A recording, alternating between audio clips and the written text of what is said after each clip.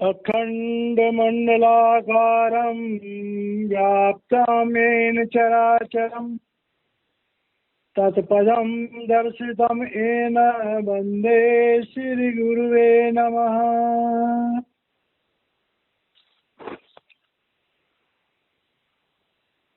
अष्टावक्र गीता 11वां अध्याय। आज हम इसके 5वें सूत्र से शुरुआत करेंगे।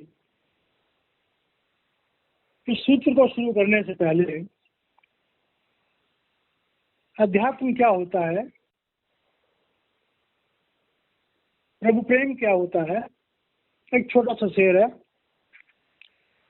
कि मोहब्बत के लिए कुछ खास दिल मखसूस होते हैं।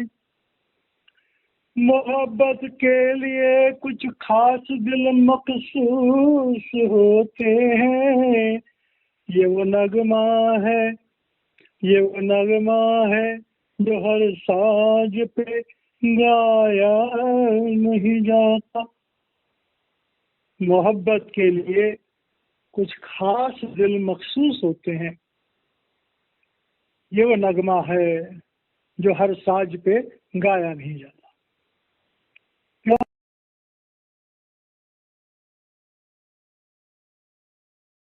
जब हम लोग चलते हैं, हम इंसान हैं, हमारी कमजोरियां हैं, हमारी आशाएं हैं। जब हम भगवान की भक्ति करते हैं तो हम संसार में जिन चीजों को कमियां समझते हैं प्रभु से मांगते हैं। कोई बुरा नहीं। स्वामी विवेकानंद जी महाराज कहते थे, प्रभु से कुछ मांगना कोई बुरी बात नहीं, क्योंकि हम प्रभु को दाता समझते हैं। हमें ये विश्वास है कि परमात्मा हमें दे सकता है, वो सर्वशक्तिमान है। हमारी आस्था बनती है। तो इसी सिलसिले में मेरे गुरुदेव संत दर्शन सिंह जी महाराज कहा करते थे कि प्रभु से मांगना कोई बुरी बात नहीं, लेकिन बुरी बात है अगर प्रभु कुछ दे तो उसका शुक्राना करना चाहिए। तेरा शुक्राना, तेरा शुक्राना, तेरा शुक्राना।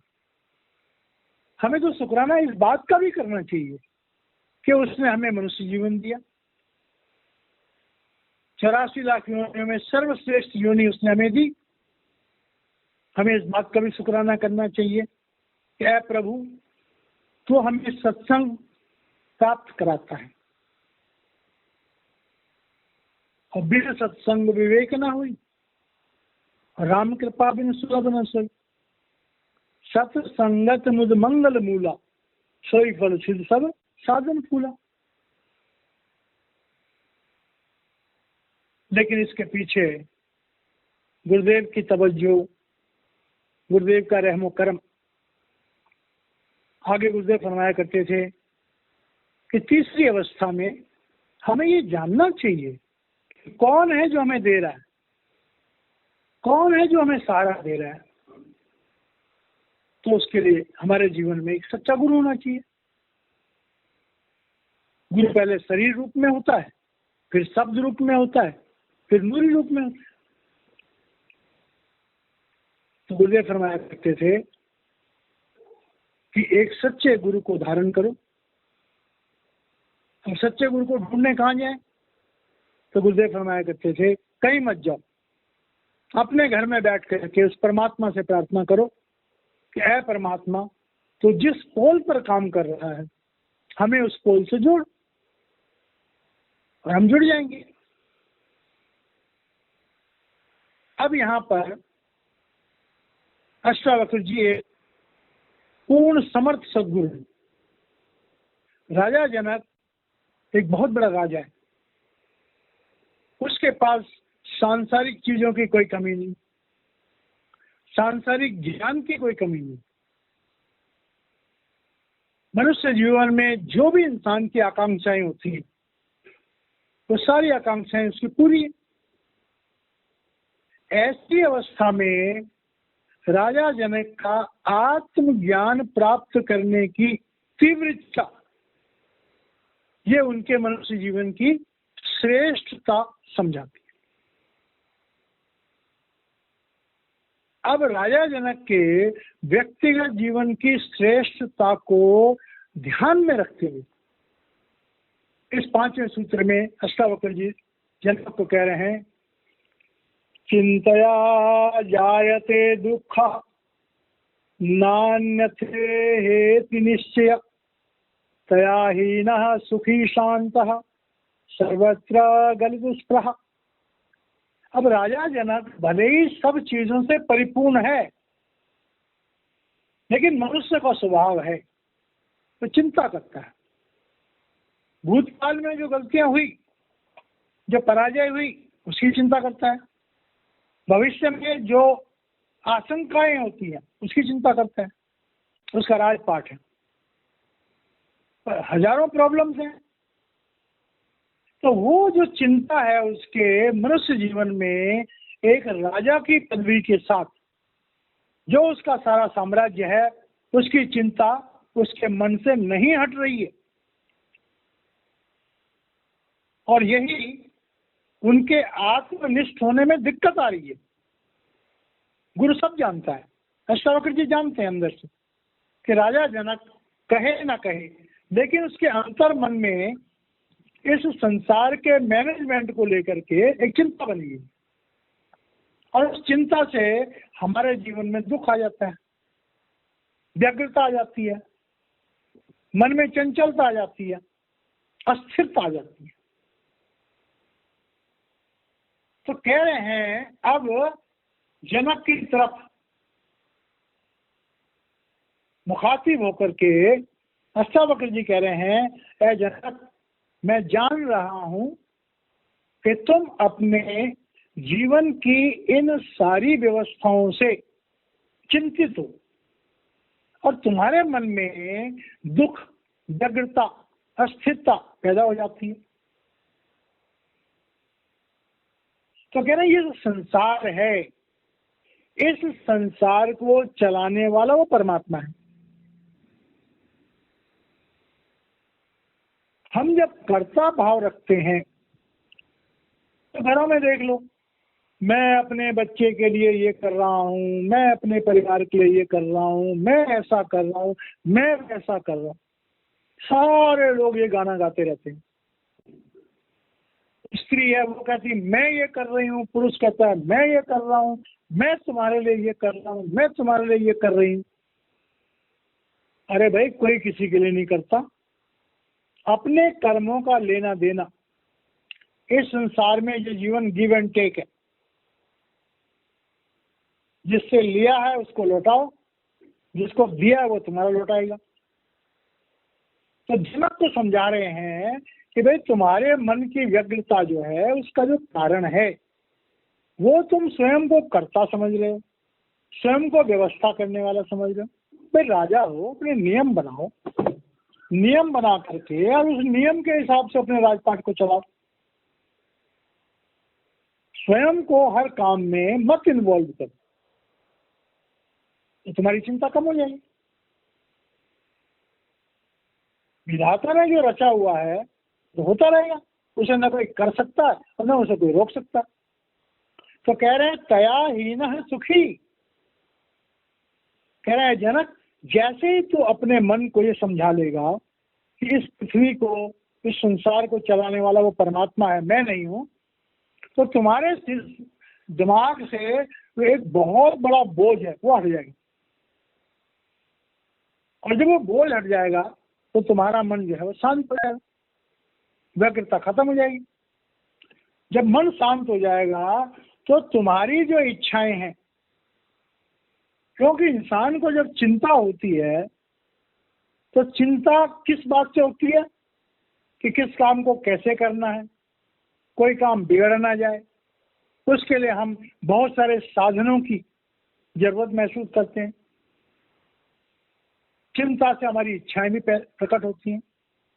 तो कह रहे हैं जब तुम प्रभु को समर्पित हो जाओगे तो तुम्हारी संसार के प्रति जो है वो आकांक्षाएं खत्म हो जाएंगी, तब प्रभु करता हो जाएगा, तुम प्रभु के शरणागत हो जाओ। और संत मत में प्रभु को हमने देखा नहीं, हमने अपने गुरु को देखा।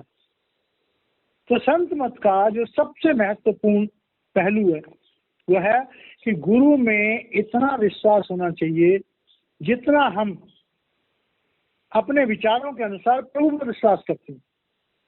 वैसे तो प्रभु पे भी विश्वास कौन करता है, इंसान तो अपनी बुद्धि में विश्वास करते हैं, लेकिन फिर भी जो हमारे मन में श्रद्धा, समर्पण, प्रभु के सर्वश्रेष्ठ होने की जो भावना है, तो भाई जिसको हमने देखा नहीं उसके लिए तो हम बड़े वफादार हैं। तो जो हमारे सामने मनुष्य रूप में स्वयं आया हुआ है उसके ऊपर विश्वास करो।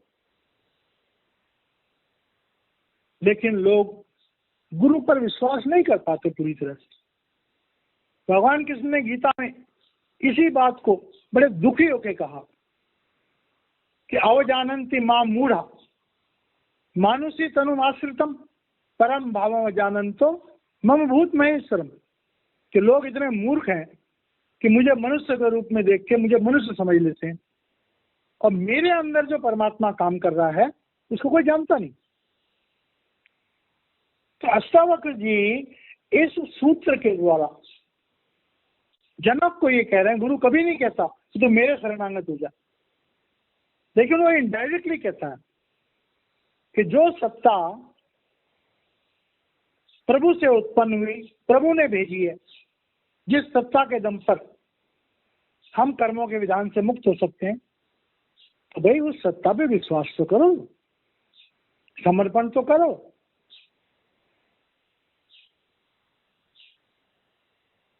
तुम्हारा सब कुछ कर देगा। गीता में इसी बात पे भगवान कृष्ण ने भी कहा कि सर्वधर्मान परित्यज्य मामेकम शरणम ब्रज अहं त्वा सर्व पापे मोक्षयिष्यामि मा शुच। भगवान गीता में कहते हैं मैं विश्वास तो कर, मैं तुझे कर्मों के विधान से सारे पापों से मुक्त कर लूंगा। तो यहां पर इस सूत्र का ये मतलब है कि हम गुरु पर विश्वास जब हमारा हो जाएगा तो हमें संसार में चिंता करने की जरूरत नहीं, हमें संसार में दुखी होने की जरूरत नहीं, हमें संसार में किसी चीज की आकांक्षा करने की जरूरत नहीं। और हमारी रूहानी तरक्की के लिए ये सब बातें बहुत जरूरी हैं। बिना इन बातों के हमारी रूहानी तरक्की नहीं हो सकती, उसमें देरी लगेगी।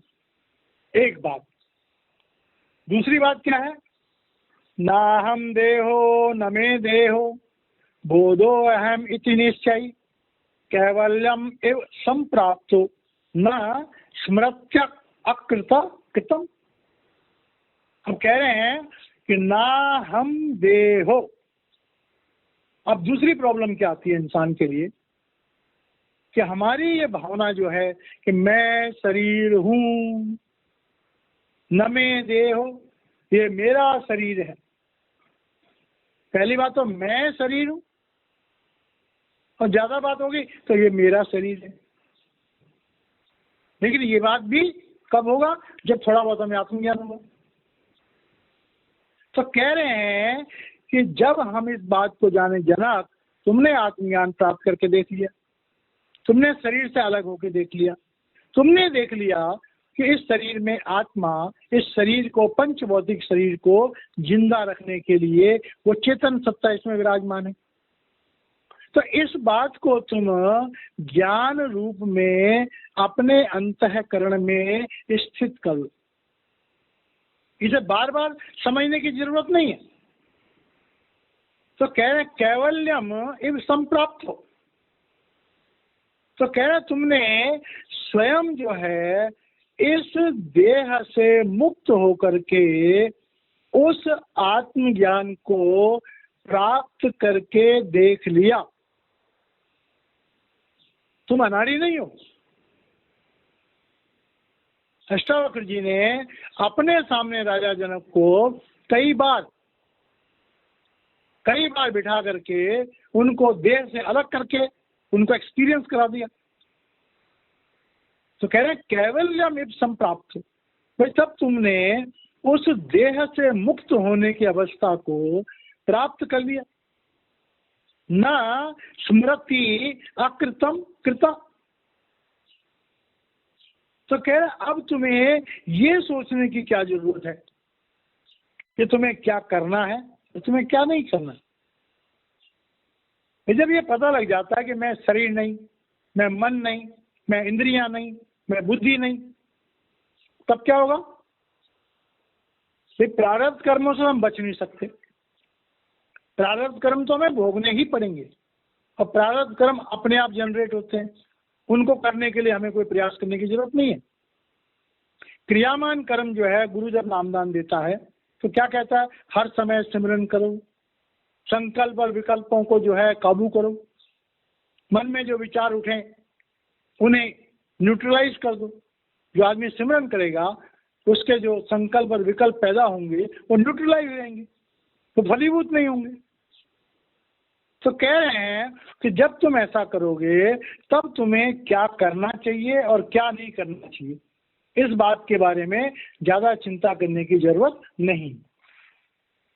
क्योंकि जब तुम इन चीजों की चिंता नहीं करोगे तभी तुम अपने आत्मज्ञान के साथ जुड़े रहोगे। अब ये बात एक प्रैक्टिकल है। जो भाई बहन इस सत्संग को सुन रहे हैं, जिनके जीवन में कोई गुरु है, जो भजन सिमरन करते हैं, जिनका अंतर में अनाहत शब्द खुल गया, अनाहत शब्द हर समय बचता है, चलते फिरते उठते बैठते, लेकिन हमारा मन जो है हर समय उस अनाहत शब्द के साथ जुड़ा नहीं रहता। कदम कदम पे मन में विचार उठते हैं, हमारा ध्यान शब्द से हट जाता है, हम उसमें फंस जाते हैं। तो बड़ी देर बाद याद आता, अरे शब्द तो बिल्कुल छूट गया, फिर आदमी उसकी तरफ ध्यान देते हैं। तो अष्टावक्र जी कह रहे हैं, जनक अब तुम जो है अपना पूरा ध्यान अपने अंदर में बजने वाली उस दिव्य ध्वनि से अपनी सूरत को जोड़ो, जिसे सूरत शब्द योग कहते हैं।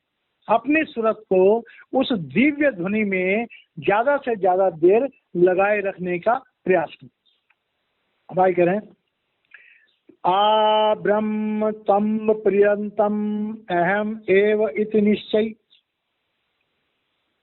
अब क्या है कि ये बात एक एक स्टेप बाय स्टेप बता रहे हैं। पहले उनके शरीर के बारे में कहा, अब इस बाहरी जगत में उस परमात्मा की शक्ति सचखंड से लेकर के, ब्रह्म से लेकर के, और एक चींटी के शरीर में वो परमात्मा की शक्ति काम कर रही है। 84 लाख योनियों में उस परमात्मा की शक्ति काम कर रही।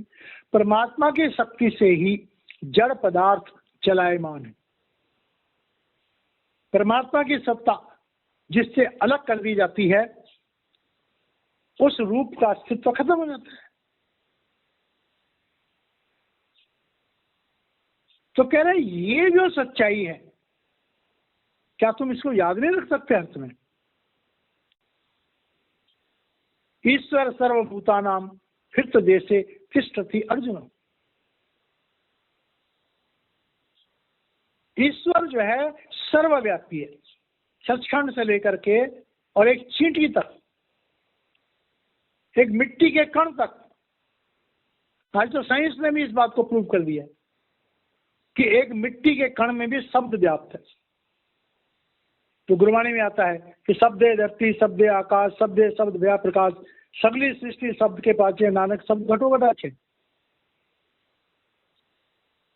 एक ओंकार सतनाम करता पुरुष, निर्भाव निर्वैर अकाल मूर्त अजूनी सर्वंगुर प्रसाद जप। तो भाई इस बात को याद रखना अत्यंत आवश्यक है।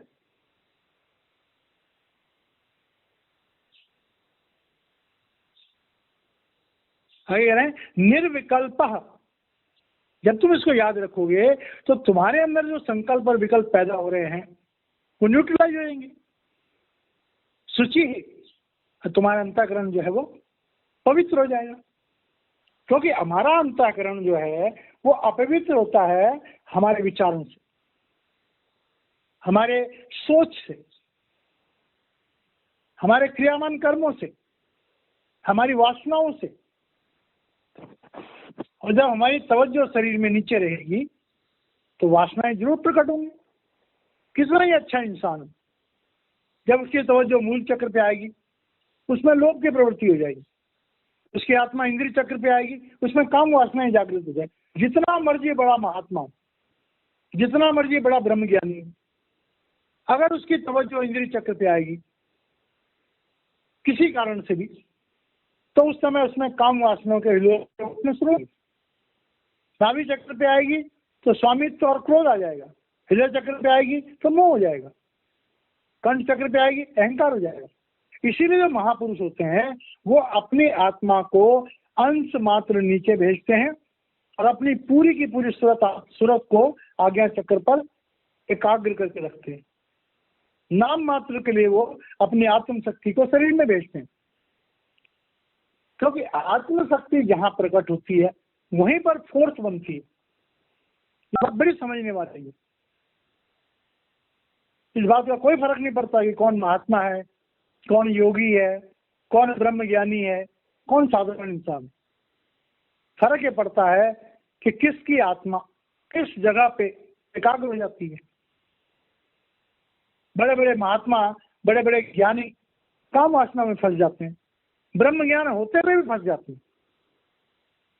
क्योंकि जैसे ही हमारी तवज्जो इंद्रिय चक्र पर आएगी, जरूरी बात है कि वहां पर हमारा मन बेचैन हो जाएगा।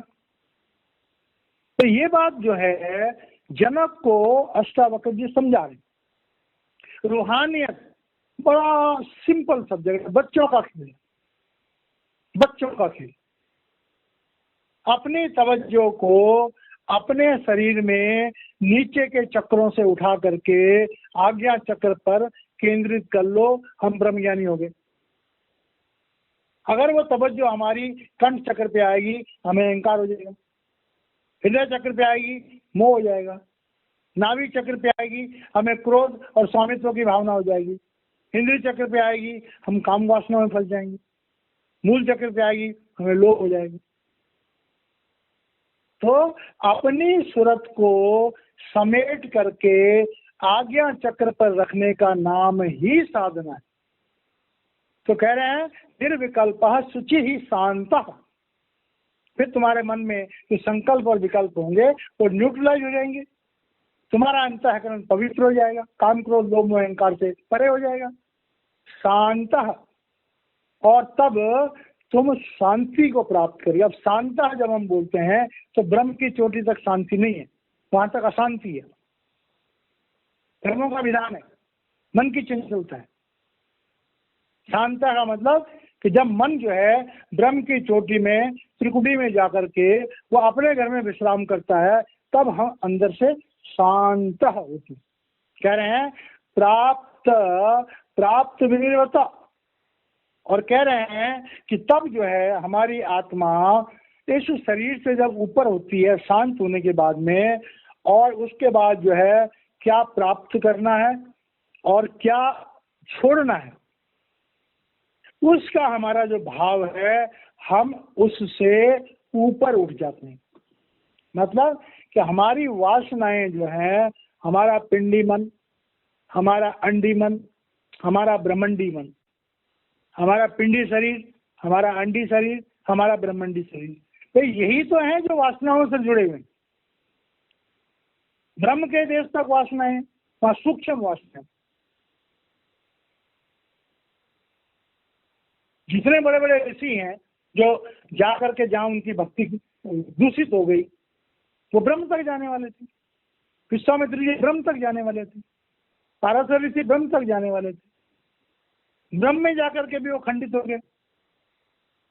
तो कह रहे हैं कि भाई जब तक हम इस अच्छाई और बुराई संसार थ्री फोल्ड वर्ल्ड, इस तीन लेयरों से ऊपर नहीं उठेंगे, तीन शरीरों को नहीं त्यागेंगे, तब तक हम पूर्ण रूप से सुखी नहीं हो सकते। त्रिगुणातीत होकर के ही हमें पूर्ण सुख और पूर्ण शांति का अनुभव होगा। उससे पहले हमें ये अनुभव नहीं हो सकता। अब कह रहे हैं नाना आश्चर्यम इदम विश्वम न कश्चित इति निश्चय निर्वाचन स्फूर्ति मात्रो न कश्चित एव शाम्यति। अब कह रहे हैं कि नाना आश्चर्यम इदम विश्वम, अब भगवान ने जो ये संसार बनाया इसकी व्याख्या करना तो असंभव है। ये पिंड का देश ही करोड़ों ब्रह्मांड है, हम क्या जानते हैं दुनिया के बारे में? कुछ भी नहीं जानते। कोई इंसान इस पूरी पृथ्वी का चक्कर लगाए तो उसे पता लगेगा कि परमात्मा की सृष्टि कितनी बड़ी है, कितनी विचित्र है, कितनी अद्भुत है। तो कह रहे हैं कि परमात्मा के, जैसे बार बार आता है कि परमात्मा के शक्ति की 3 अवस्थाएं। गुरबाणी में आता है कि काल अकाल खसम का चीना यह प्रपंच वधावन। परमात्मा का एक रूप है जो अनामी रूप है, सचखंड से ऊपर है, जिसे न किसी ने देखा न कोई देख पाएगा। जब इसकी इच्छा हुई कि मैं प्रकट हूं तो एको अहम बहुश्याम, प्रभु ने अपना रूप प्रकट किया, जिसके बारे में वेदों में आता है कि प्रजापति वे इदमग्र आसीत तस्य वॉक दूसरी आसित वॉक में प्रभु से एक शब्द प्रकट हुआ, उसमें ज्योति भी थी। शिव पुराण में आता है कि प्रधान पुरुषो यस्य कायतेन विनिर्गता तस्य व्यक्त रूपाय शंकराय नमो नमः, शंकर प्रकाश रूपाय शंकर प्रणव रूप। परमात्मा ने जब अपना इजहार किया तो शब्द रूप में और प्रकाश रूप में इजहार किया। तो कह रहे हैं कि नाना आश्चर्यम इदम विश्वम न कश्चित इति निश्चय। तो कह रहे हैं जितनी ये अनेकताएं हैं जो हमें भ्रमित करती हैं। लोग दुनिया में घूमने जाते हैं, कोई कहता है स्विट्जरलैंड बहुत अच्छा है, कोई कहता है कश्मीर बहुत अच्छा है, कहता है कुल्लू मनाली बहुत अच्छा है। संसार के जितने भी खूबसूरत एरिया हैं मनुष्य ने ढूंढ निकाले, लेकिन जो लोग भजन सुमरन करते हैं और अपने अंदर उन दिव्य लोगों की सैर करते हैं, उनको पता लगता है कि ये संसार जो है इसमें कोई अट्रैक्शन नहीं है, इससे बहुत ज्यादा सुंदर अंदर के मंडल है। जिसने उन मंडलों की एक बार झलक देख ली वो इस संसार में कभी आसक्त नहीं हो सकता। तो कह रहे हैं कि अब तुम इस संसार के इस आश्चर्यमय जगत को देख करके भ्रमित मत हो। न कश्चित इति, सब बकवास है, सब झूठ है, सब नाशवान है, सब इंद्रजाल है, सब माया है, सब नष्ट हो जाएगा, कुछ भी रहने वाला नहीं। इस बात का निश्चय करो, मन में धारण करो इसको। इसीलिए जो पहले एक शेर बोला गया था, मेरे गुरुदेव बोलते थे कि पलट के आई मनाजिर से हर नजर तनहा रहा जहाने तमाशा में दीदावर तनहा। जिसे आत्मज्ञान हो गया, दुनिया की कोई भी चीज उसे क्या अट्रैक्ट करेगी, क्या अट्रैक्ट करेगी इसको? कुछ नहीं। तो कह रहे हैं जब ये भावना तुम्हारी बन जाएगी तो कह रहे हैं निर्वासना, फिर उन वासनाओं में तुम्हें क्या मजा आएगा? कुछ भी नहीं। स्तुति मात्रा क्या है? उन वासनाओं में चेतना को जब तक रखोगे वासनाओं में आनंद आएगा, अपनी चेतना को हटा लो तो बेकार है, निर्जीव है। दुनिया की लज्जत तभी तक है जब तक उनमें हमारी आत्मा स्थित होती है। जब उनमें से आत्मा की अपनी झलक को निकाल दो तो उन लज्जतों में कुछ भी नहीं है, उन लज्जतों में कुछ भी नहीं है। न कश्चित एव साम्यति। कह रहे हैं जब प्रभु की बनाई हुई इस सृष्टि के अट्रैक्शन से तुम हटोगे। अभी क्यों बोल रहे हैं जनक को? इसलिए बोल रहे हैं कि जनक इंसान है, राजा है, कैसे भूल जाए कि मैं राजा हूं, कैसे भूल जाए कि मेरे महल हैं, कैसे भूल जाए कि मेरी सुंदर पत्नियां हैं। जब उन के बीच में जाता है तो सारा आत्मज्ञान रफू चक्कर हो जाता है। तो बार बार जो है अष्टावक्र जी राजा जनक को ये समझाने की चेष्टा कर रहे हैं कि तुम अपनी तवज्जो को इन भौतिक चीजों से हटाओ। अब जनक के ऊपर जो है वो असर हो रहा है। अब जनक की हालत बड़ी खराब है। गुरु का अट्रैक्शन दुनिया से छुड़ा रहा है, दुनिया का अट्रैक्शन अपनी तरफ खींच रहा है।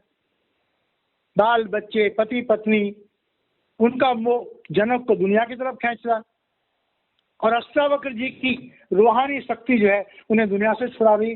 और जनक बेचारे की हालत बहुत खराब है। मेरे गुरुदेव संत दर्शन सिंह जी महाराज कृपाल सिंह महाराज जी के एक शेर का हवाला दिया करते थे कि तीर इस अंदाज से मारा निगाहे नाज ने, तीर इस अंदाज से मारा निगाहे नाज ने, लाख रोका मैंने लेकिन दिल निशाना हो गया।